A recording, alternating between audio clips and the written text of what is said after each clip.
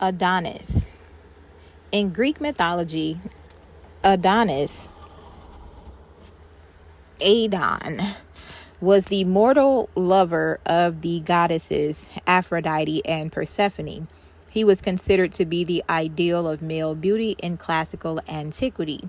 The myth goes that Adonis was gored by a wild boar during a hunting trip and died in Aphrodite's arms as she wept.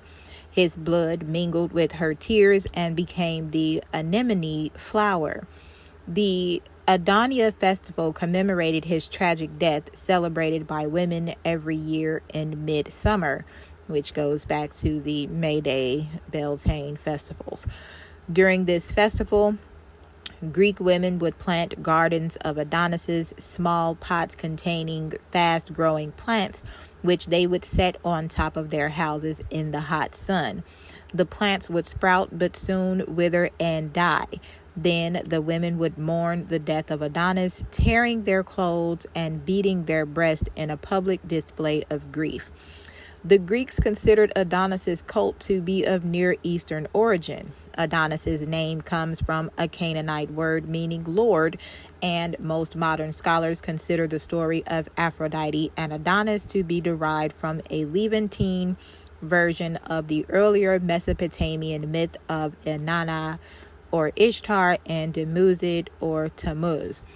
In the late 19th and early 20th century scholarship of religion, Adonis was widely seen as a prime example of the archetypal dying and rising god. His name is often applied in modern times to handsome youths, of whom he is considered the archetype. The cult origin.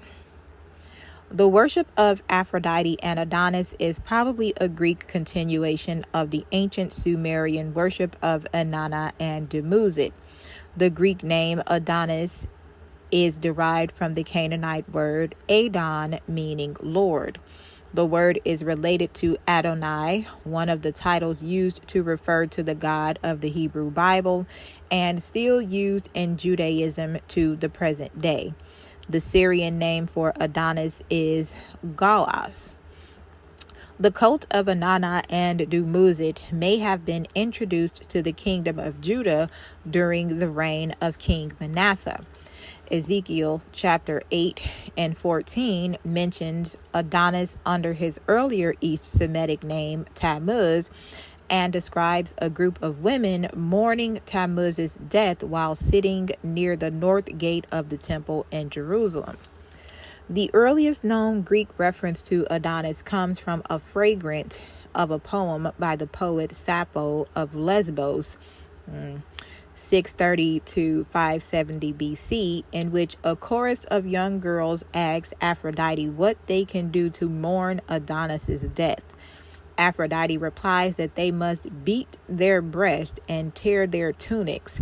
The cult of Adonis has also been described as corresponding to the cult of the Phoenician god Baal.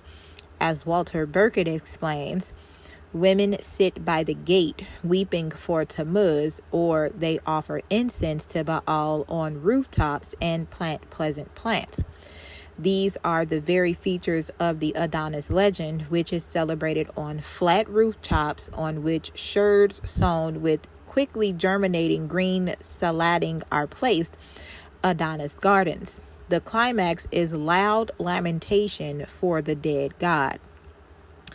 The exact date when the worship of Adonis became integrated into Greek culture is still disputed. Walter Burkett questions whether Adonis had not, from the very beginning, come to Greece along with Aphrodite. In Greece, Burkett concludes the special function of the Adonis legend is as an opportunity for the unbridled expression of emotion in the strictly circumscribed life of women, in contrast to the rigid order of polis and family with the official women's festivals in honor of Demeter. The significant influence of Near Eastern culture on early Greek religion in general and on the cult of Aphrodite in particular is now widely recognized as dating to a period of Orientalization during the 8th century BC, when archaic Greece was on the fringes of the Neo-Assyrian Empire. In Cyprus, the cult of Adonis gradually superseded that of Cinyras. W. Atala suggests that the later Hellenistic myth of Adonis represents the conflation of two independent traditions. Festival of Adonia. The worship of Adonis is associated with the festival of Adonia, which was celebrated by Greek women every year in midsummer. The festival, which was evidently already celebrated in Lesbos by Sappho's time in the 7th century BC, seems to have first become popular in Athens in the mid-5th century BC. At the start of the festival, the women would plant a garden of Adonis, a small garden planted inside a small basket, or a shallow piece of broken pottery containing a variety of quick-growing plants, such as lettuce and fennel, or even quick-sprouting grains, such as wheat and barley. The women would then climb ladders to the roofs of their houses, where they would place the gardens out under the heat of the summer sun. The plants would sprout in the sunlight but wither quickly in the heat. While they waited for the plants to first sprout and then wither, the women would burn incense to Adonis. Once the plants had withered, the women would mourn and lament loudly over the death of Adonis, tearing their clothes and beating their breasts in a public display of grief. The women would lay a statuette of Adonis out on a bier and then carry it to the sea along with all the withered plants as a funeral procession. The festival concluded with the women throwing the effigy of Adonis and the withered plants out to the sea. Mythology. Birth. While Sappho does not describe the myth of Adonis, later sources flesh out the details. According to the retelling of the story found in the poem Metamorphoses by the Roman poet Ovid, 43 BC through AD 17/18, Adonis was the son of Myra or Myrrha, who was cursed by Aphrodite with insatiable lust for her own father, King Cinyras of Cyprus, after Myrrha's mother bragged that her daughter was more beautiful than the goddess. It was to her nurse that, with much reluctance, Myrrha revealed her shameful passion. Sometime later, during a festival in honor of Demeter, the nurse found Cinyras half passed out with wine and Myrrha's mother nowhere near him. Thus she spoke to him of a girl who truly loved him and desired to sleep with him, giving her a fictitious name and simply describing her as Myrrha's age. Cinyras agreed, and the nurse was quick to bring Myrrha to him. Myrrha left her father's room impregnated. After several couplings, Cinyras discovered his lover's identity and drew his sword to kill her. Driven out after becoming pregnant, Myrrha was changed into a myrrh tree, but still gave birth to Adonis. According to classicist William F. Hansen, the story of how Adonis was conceived falls in line with the conventional ideas about sex and gender that were prevalent in the classical world, since the Greeks and Romans believed that women, such as Adonis's mother Myrrha, were less capable of controlling their primal wants and passions than men. Aphrodite and Persephone. Aphrodite found the baby and took him to the underworld to be fostered by Persephone. She returned him once he was grown and discovered him to be strikingly handsome. However, Persephone too found Adonis to be exceedingly handsome and wanted to keep Adonis, for she too fell in love with him.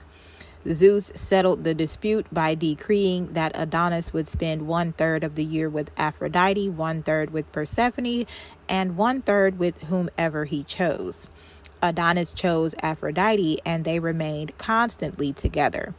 Another version states that both goddesses got to keep him for half the year, each at the suggestion of the muse Calliope. Thus was Adonis's life divided between Aphrodite and Persephone, one goddess who loved him beneath the earth, the other above it. In his comical work, Dialogues of the Gods, the satirical author Lucian features Aphrodite in several dialogues, in one of which she complains to the moon goddess Selene that Eros made Persephone fall in love with Adonis, and now she has to share him with her. Death. Then, one day while Adonis was out hunting, he was wounded by a wild boar and bled to death in Aphrodite's arms. In different versions of the story, the boar was either sent by Ares, who was jealous that Aphrodite was spending so much time with Adonis, by Artemis, who wanted revenge against Aphrodite for having killed her devoted follower Hippolytus, or by Apollo to punish Aphrodite for blinding his son Erymanthus. The story also provides an etiology for Aphrodite's associations with certain flowers. Reportedly, as she mourned Adonis's death, she caused anemones or anemones to grow wherever his blood fell, and declared a festival on the anniversary of his death. In one late account, his blood transformed into roses instead. In a very different version from the standard, surviving in the works of 5th century AD grammarian Servius, and perhaps originating from the island of Cyprus, Adonis was made to fall in love with a mortal girl named Aranoma by Aphrodite herself at the command of Hera. Aranoma, a virgin girl favored by Artemis and Athena, rejected his advances, so Adonis crept up stealthily in her bedroom and raped her. Adonis then fled and went into a cave to hide from Zeus, who also loved Aranoma and would surely avenge the violence done against her. Hermes, however, lured him with a trick, as Ares wounded him mortally in the form of a boar. Adonis died, but was eventually restored to life after Aphrodite begged Zeus. Aranoma bore him a son named Talius. Other loves. Adonis was also said to have been loved by other gods, such as Apollo, Heracles, and Dionysus. He was described as androgynous, for he acted like a man in his affections for Aphrodite, but as a woman for Apollo. Androgynous here means that Adonis took on a receptive role during sex with Apollo, which was interpreted in classical Greece to be the feminine position. Heracles' love of Adonis is mentioned in passing by Ptolemy Hephaestion. The text states that due to his love of Adonis, Aphrodite taught Nessus, the centaur, the trap to ensnare him. Another tradition states that Dionysus, the Greek god of wine and madness, carried off Adonis. Other versions. In Idyll 15, the early 3rd century BC Greek bucolic poet Theocritus, Adonis is described as still an adolescent with down on his cheeks at the time of his love affair with Aphrodite, in contrast to Ovid's Metamorphoses, in which he is portrayed as a fully mature man. Suedo Apollodorus in Bibliotheca 3.182 describes Adonis as the son of Cinyras of Paphos on Cyprus and Metharm. According to Suedo Apollodorus' Bibliothèque, Hesiod, in an unknown work that does not survive, made of him the son of Phoenix, and the other side unidentified Alphisiboa. or Alphysibia. In one version of the story, Aphrodite injured herself on a thorn from a rose bush, and the rose, which had previously been white, was stained red by her blood. In another version, an anemone flower grew on the spot where Adonis died, and a red rose where Aphrodite's tears fell. The 3rd century BC poet Euphorion of Chalcis remarked in his Hyacinth that only Cocytus washed the wounds of Adonis. According to Lucian's De Dea Syria, each year during the festival of Adonis, the Adonis River in Lebanon, now known as the Abraham River, ran red with blood. In post-classical literature culture, the medieval French poet Jean de Meun retells the story of Adonis in his additions to the Roman de la Rose, written around 1275.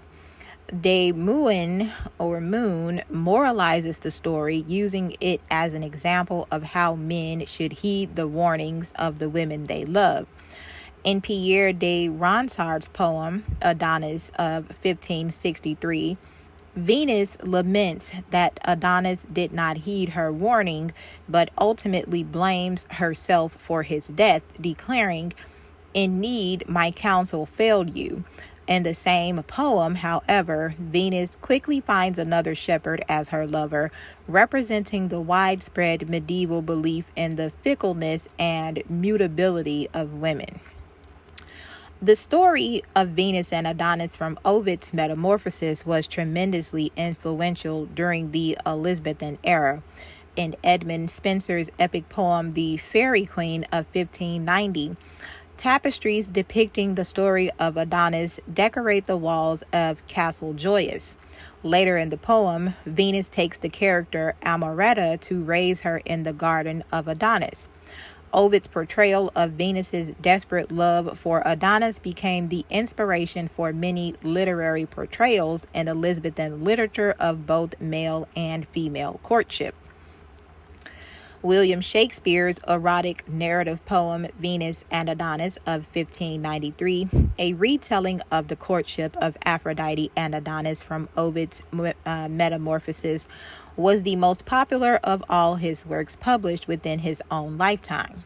6 editions of it were published before Shakespeare's death, more than any of his other works, and it enjoyed particularly strong popularity among young adults.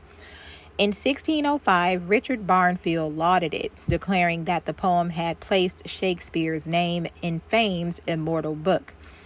Despite this, the poem has received a mixed reception from modern critics. Samuel Taylor Coleridge defended it, but Samuel Butler complained that it bored him, and C.S. Lewis described an attempted reading of it as suffocating.